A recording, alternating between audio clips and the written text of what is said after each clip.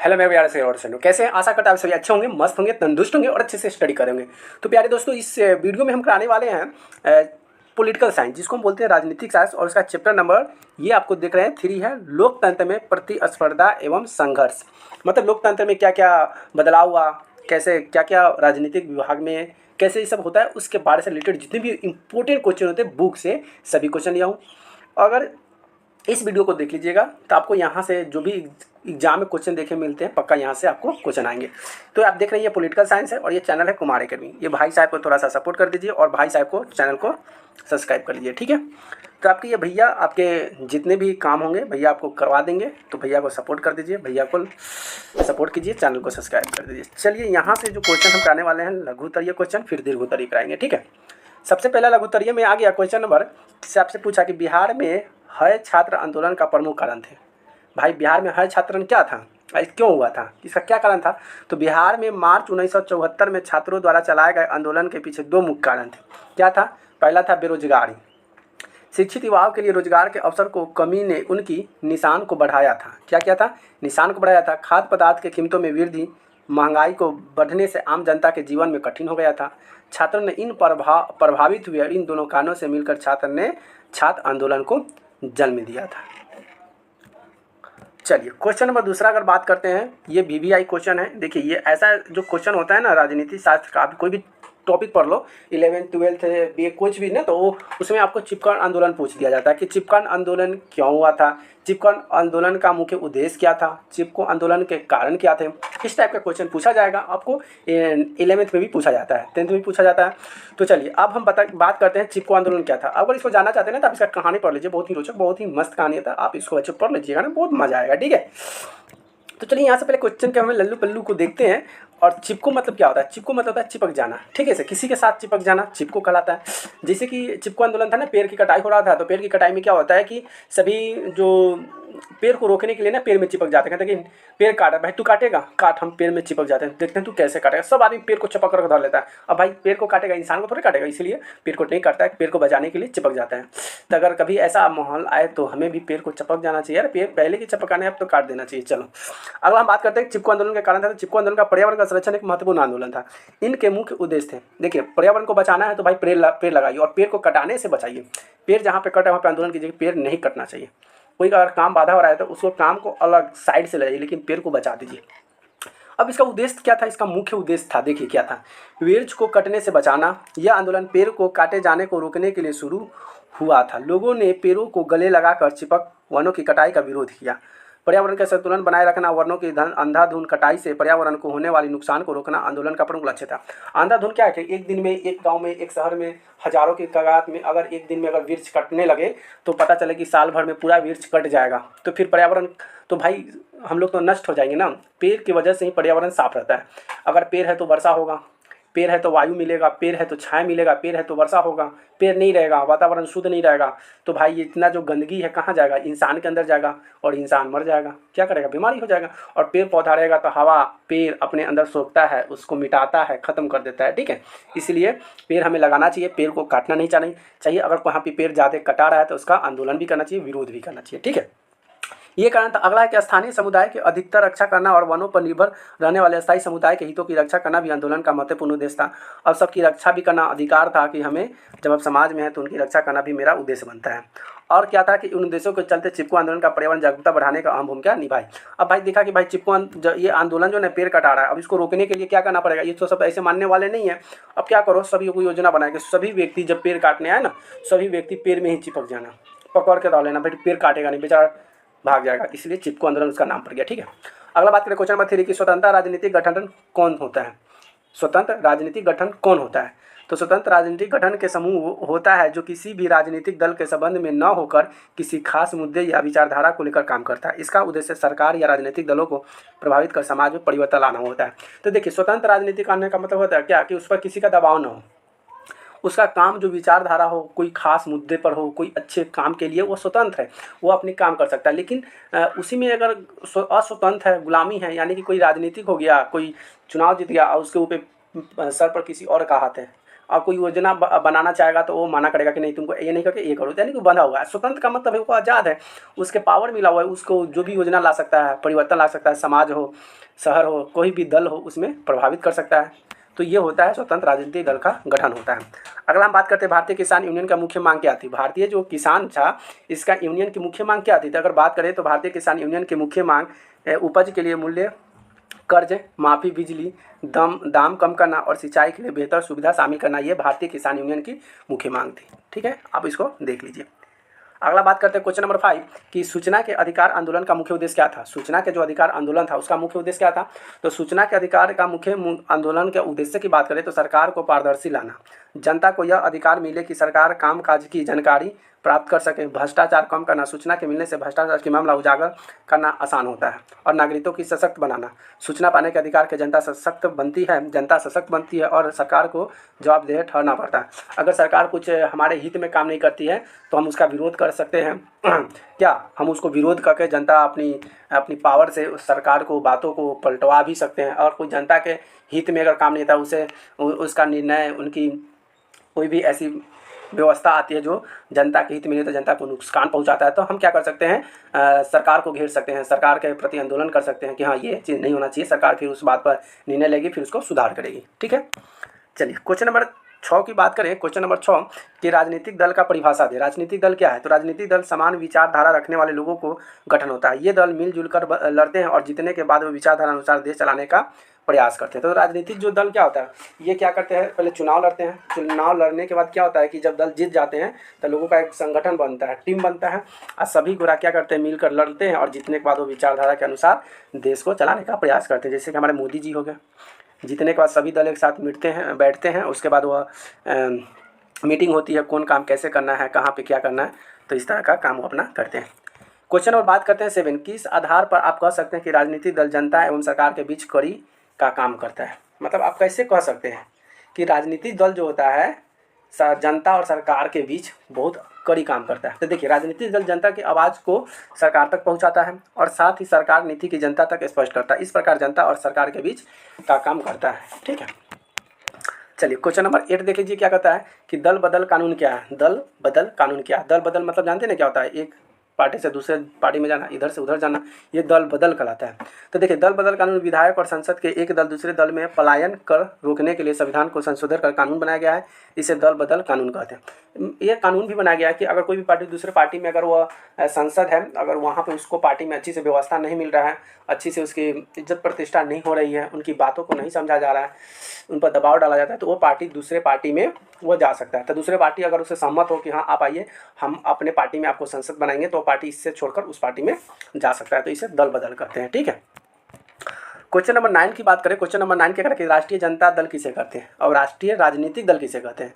तो बच्चों, राजनीतिक दल की बात करें तो राष्ट्रीय राजनीतिक दल वे समाज दल होता है जिनका अस्तित्व पूरे देश में होता है। उनके कार्यक्रम, नीति या राजनीतिक स्तर से होते हैं और ये इकाई स्तर पर भी होता है। यही हमारा क्या कहलाता है, राजनीतिक दल कहलाता है।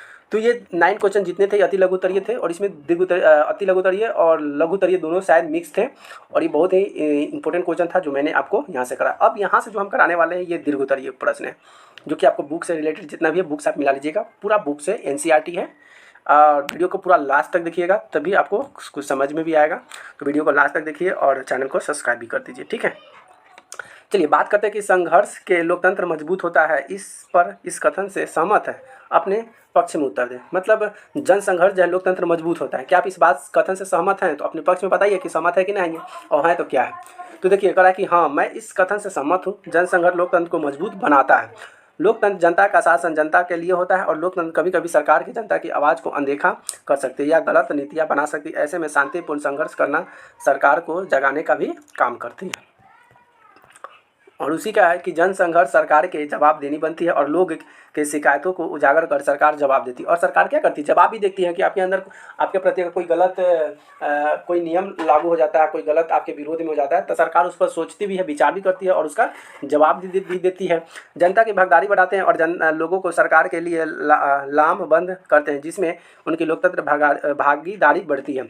नीति में सुधार लाते हैं और इसे सरकार गलत नीतियों को सुधार के लिए दबाव बनाते हैं, और इस प्रकार शांतिपूर्ण जनसंघ लोकतंत्र को मजबूत बनाने के लिए अधिक जनवादी भी बनाते हैं। ठीक है, चलिए क्वेश्चन नंबर अगर 2 देखते हैं बच्चों, तो किस आधार पर आप कह सकते हैं कि बिहार से शुरू हुआ छात्र आंदोलन का स्वरूप राष्ट्रीय हो गया? मतलब आप कैसे कह सकते हैं कि बिहार से कोई राष्ट्रीय दल शुरू होता है और वह छात्र आंदोलन का स्वरूप ले लेता है?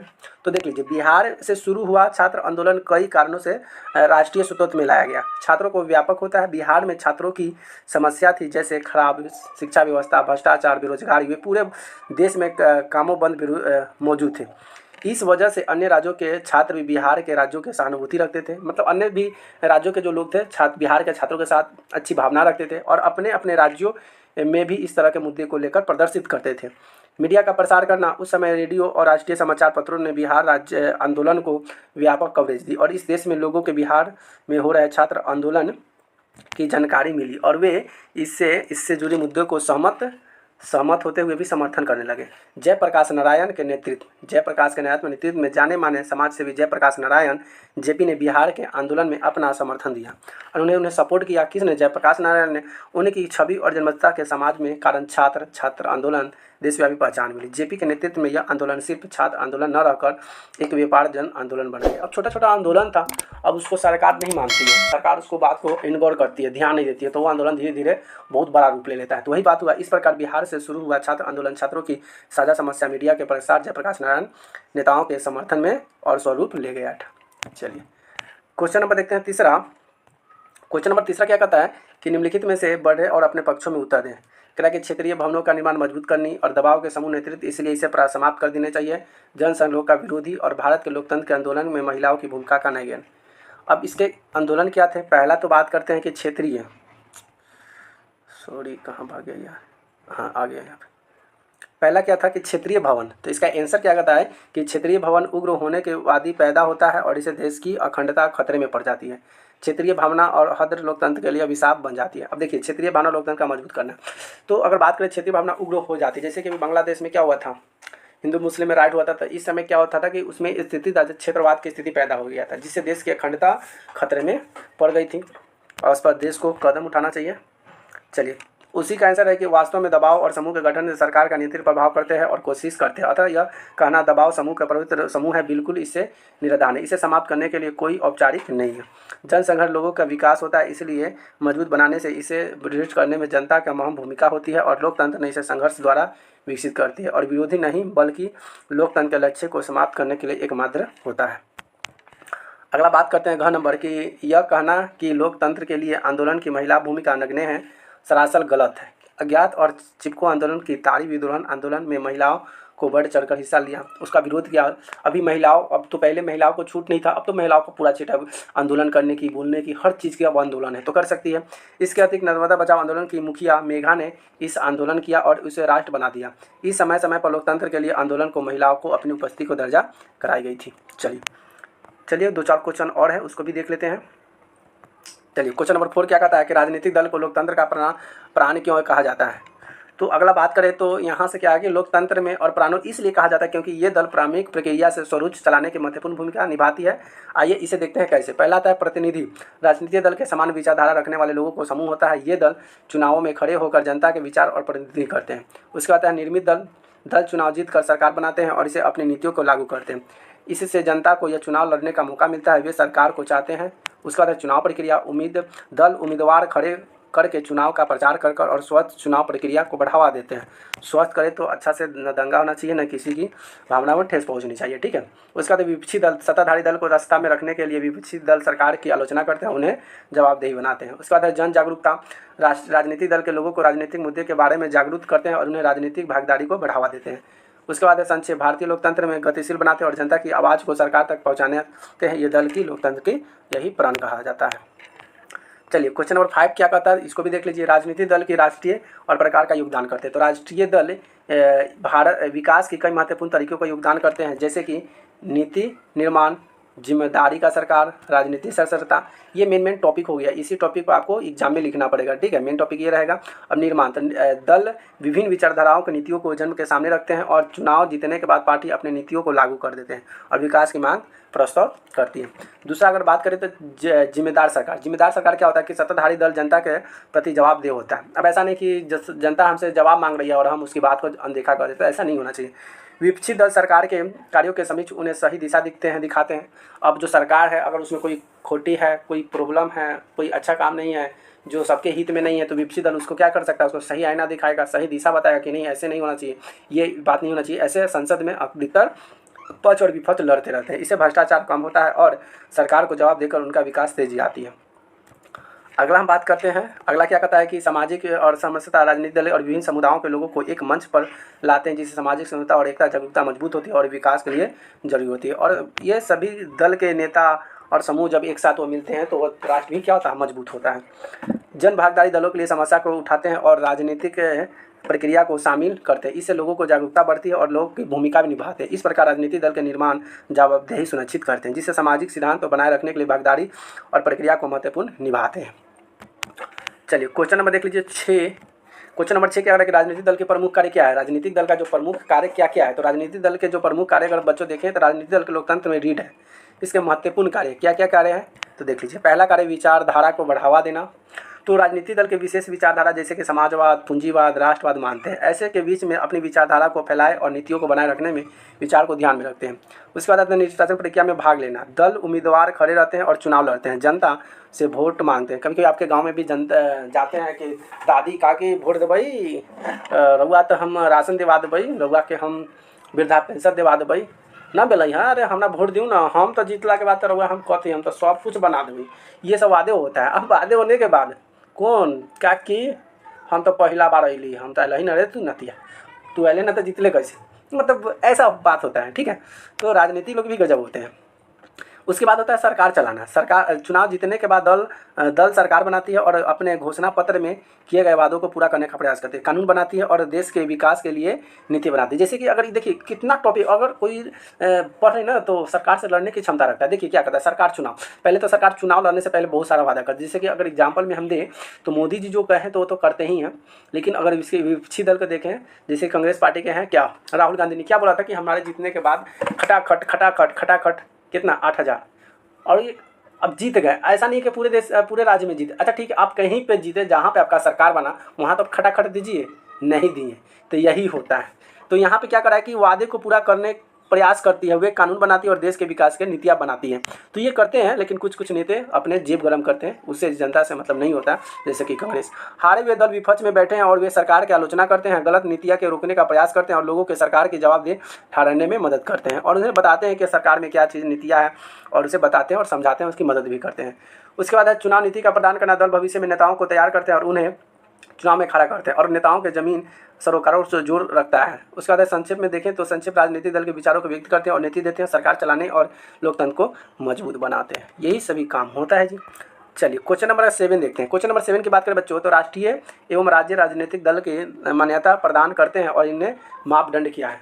तो राष्ट्रीय एवं राज्य राजनीतिक दलों का मान्यता वाले भारत निर्वाचन ECI से संबंधित है। क्या क्या है तो देख लीजिए। भारतीय राष्ट्रीय दल मान्यता का मापदंड क्या होता है, लोकतंत्र विधानसभा चुनाव का प्रदर्शन करना, लोकतंत्र चुनाव के कम से कम 4 अलग अलग राज्य में 6% कुल वैध प्राप्त करें और 4 सीट जीतें, कम से कम 3 अलग अलग राज्य 2% भाग में सीट जीते और 4 से अधिक राज्यों में अन्य स्तरीय दल का दर्जा प्राप्त करें। ये राष्ट्रीय दल मान्यता का मापदंड होता है। ठीक, अगला है कि संगठन का संरचना। संगठन का संरचना क्या होता है, तो कम से कम 1000 सदस्य होनी चाहिए, कम से कम 5 राज्यों का इकाई अवस्थी होनी चाहिए, राष्ट्रीय स्तर में समिति गठित होनी चाहिए, राज्य स्तरीय का मापदंड होना चाहिए।